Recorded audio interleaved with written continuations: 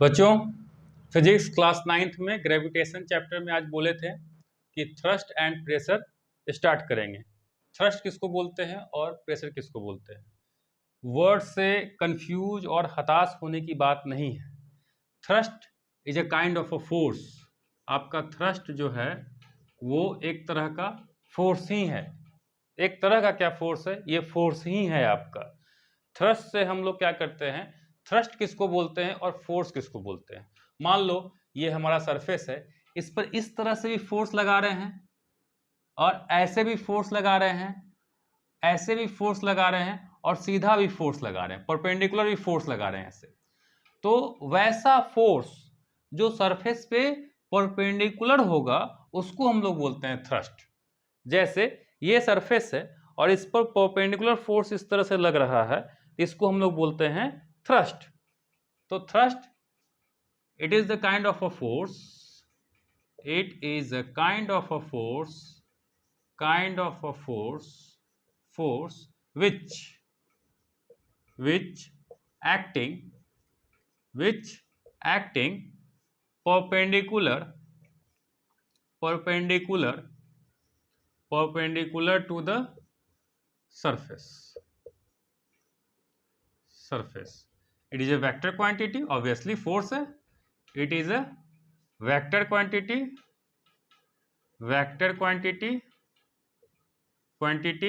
and its SI unit is क्या हो जाएगा बच्चों? न्यूटन, कैपिटल N, क्योंकि फोर्स तो न्यूटन बाबा ही दे सकते हैं और कोई नहीं। जो ही फोर्स रिलेटेड है वो न्यूटन ही है और पिछले क्लास में बहुत कुछ बता दिया गया है आप लोगों को। मान लीजिए कि ये हमारा सरफेस है, इस तरह से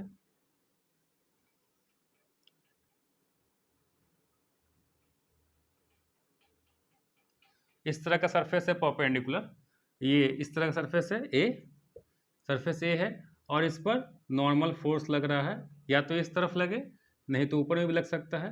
दिस इज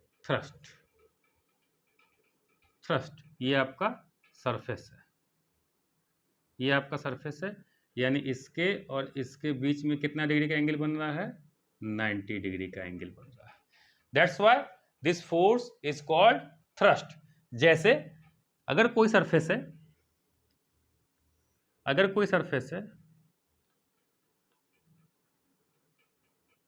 और इस पर कोई व्यक्ति खड़ा है, नॉर्मल फोर्स किधर लग रहा है? mg, नीचे की तरफ, ठीक है। और ये सरफेस है हम लोग का, तो ये सरफेस पर ये फोर्स जो है कितना का एंगल बना रहा है बच्चों? 90 डिग्री का एंगल बना रहा है, यानी ये आपका क्या हो गया? थ्रस्ट हो गया। क्या हो गया बच्चों? ये आपका थ्रस्ट हो गया। थ्रस्ट ऊपर भी लग सकता है, थ्रस्ट नीचे भी लग सकता है, लेकिन एक कंडीशन कॉमन होगा, जो कि एंगल जो है वो 90 डिग्री होगा। टिल्टेड थ्रस्ट नहीं होता है। अगर थ्रस्ट टिल्ट हो गया तो दैट इज द फोर्स, ठीक है। फोर्स का डायरेक्शन किसी भी तरह से हो सकता है। अगर ये सरफेस है, इससे फोर्स इधर भी लग सकता है, एंगल बनाते हुए, कुछ एंगल बनाते हुए, तो ये आपका फोर्स है। लेकिन अगर 90 लग रहा है तो वो आपका थ्रस्ट है, ठीक है बच्चों। इसको नोट कर लीजिए। अब हम लोग प्रेशर पर डिस्कस करेंगे। बच्चों, प्रेशर में क्या होता है? It is the thrust per unit area called pressure. इस चीज को ध्यान से देखो, ये मेरे हाथ में पेन है, ठीक है। फोर्स उतना ही लगाएंगे, लेकिन अगर इस तरफ से लगाएंगे तो ज्यादा प्रेशर पड़ता है, बशर्ते इस तरफ से। ऐसा क्यों? क्योंकि जो प्रेशर है वो आपका एरिया पर डिपेंड कर रहा है। इसका एरिया जो है वो कम है और इसका एरिया जो है वो ज्यादा है, यानी एरिया कम है तो प्रेशर क्या लग रहा है? ज्यादा लग रहा है, और एरिया ज्यादा है इसलिए प्रेशर हमको कम लग रहा है। अगर आप लोग पेन पेंसिल लेकर बैठे हुए होंगे तो इसको खुद एक्सपीरियंस कर सकते हैं कि पेन के फ्रंट साइड से अपने हाथ में वो दबाइएगा, प्रेशर लगाइएगा, उतना ही प्रेशर अगर उसको पलट के लगाइएगा तो जिस तरफ से वो टिप है उधर से आपका, जिस तरफ से पॉइंटेड है उस तरफ से आपको ज्यादा प्रेशर फील होगा। इसका मतलब क्या है कि थ्रस्ट सेम रखने पर, थ्रस्ट अगर हम लोग बढ़ाते हैं तो प्रेशर क्या होता है? बढ़ता है। अगर एरिया घट रहा है तो प्रेशर बढ़ रहा है। यहाँ पर देखो एरिया घटा हुआ है तब प्रेशर क्या हो रहा है, बढ़ रहा है। यानी एरिया के इनवर्सली प्रोपोर्शनल है प्रेशर आपका और थ्रस्ट के डायरेक्टली प्रोपोर्शनल है आपका। यानी it is defined as the ratio of force thrust per unit area is called pressure. ठीक है, it is defined as, it is, note करते जाइएगा बच्चों, it is defined as the ratio of, as the ratio of thrust and the area on which thrust is acting, जहां पे लग रहा है उस एरिया का रेशियो। ठीक है, जहां पर वो लग रहा है, फोर्स लग रहा है।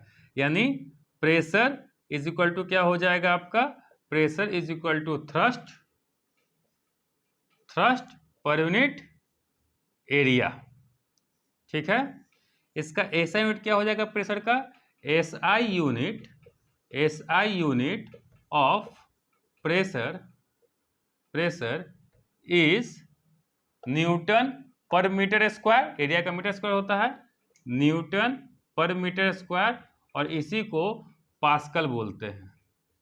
पास्कल इंडिकेट करते हैं पीए से। पास्कल आपका साइंटिस्ट है, उनके सम्मान में, उनके ऑनर में हम लोग एसआई यूनिट न्यूटन पर मीटर स्क्वायर को हम लोग पास्कल बोल दे रहे हैं। यहाँ पर एक चीज और समझना है कि ये वेक्टर क्वांटिटी है कि ये स्केलर क्वांटिटी है। तो आपका प्रेशर जो है वो स्केलर क्वांटिटी होता है। ठीक है बच्चों, ये आगे एक क्लास में आपको बताया जाएगा। डॉट प्रोडक्ट और क्रॉस प्रोडक्ट करके उसमें चैप्टर पढ़ना है आपको, उसमें इसको बताया जाएगा कि ये डॉट प्रोडक्ट होता है फोर्स एंड एरिया का। ठीक है, यहाँ लिख देते हैं नोट में नोट कर लो आप लोग बच्चों, pressure is a scalar quantity. ठीक है बच्चों, आई थिंक आपको वीडियो अच्छा लगा हो। अगर वीडियो अच्छा लगा है तो इसे लाइक करें, सब्सक्राइब करें और साथ ही साथ शेयर भी करें।